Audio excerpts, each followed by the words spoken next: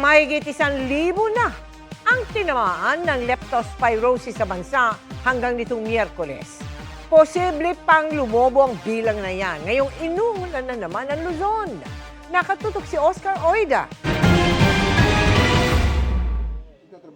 Nang tamaan ng leptospirosis, hindi raw inakala ng 24 anyos na itago na lang natin sa pangalang Bavan na makakaligtas pa siya sa iniindang karamdaman. Agad-agad daw ang pag-deteriorate ng kondisyon ng kanyang katawan.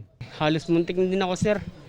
Pagpunta dito, parang kung hindi ako nakatake ng pain reliever, hirap na huminga.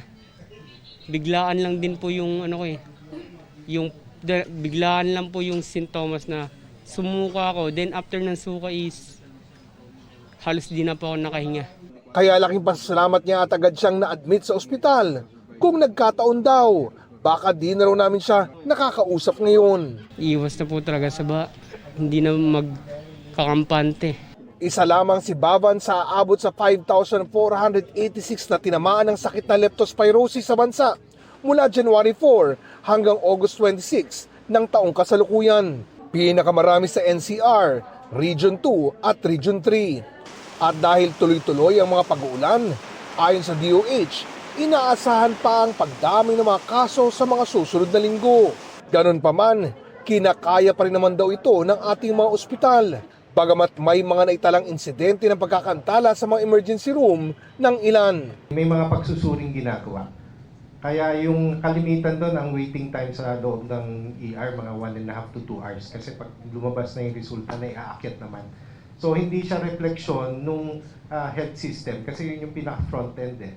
Pagka nandun ka at mahaba ang naghihintay pa na nauna sa iyo, syempre maghihintay ka ng resulta. Pero once naman na diagnose ka na, mabilis yung pagpasok. Sa katunayan, mas marami pa rin daw ang naitalang kaso ng leptospirosis noong nakaraang taon sa kaparehang panahon na umabot sa mahigit 7,000. While as may mga areas po na tumataas pero sa kabuuan po ay mas mababa pa naman kumpara sa last year, no? Same period. Pero syempre, hindi tayo pakakampante.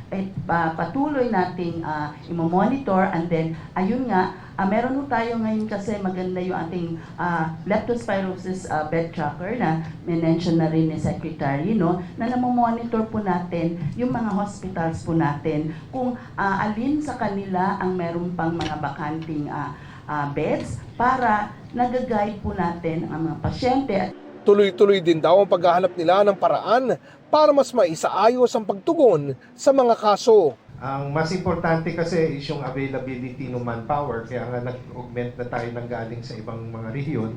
Ang number 2 ay yung mga gamit. Kaya nag-canvas na rin tayo ng ilan ba ang mga available na mga dialysis units. Pero higit pa umano sa anumang gamutan, importanteng malaman ng publiko na ang sakit na ito madaling maagapan.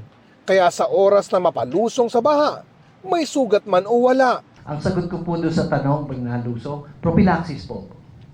Automatic po yun. Kahit wala po kayong nararamdaman.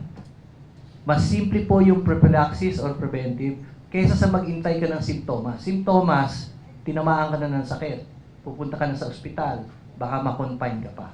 Prophylaxis, isang inom ng tableta. Oscar Oida, nakatutok 24 oras.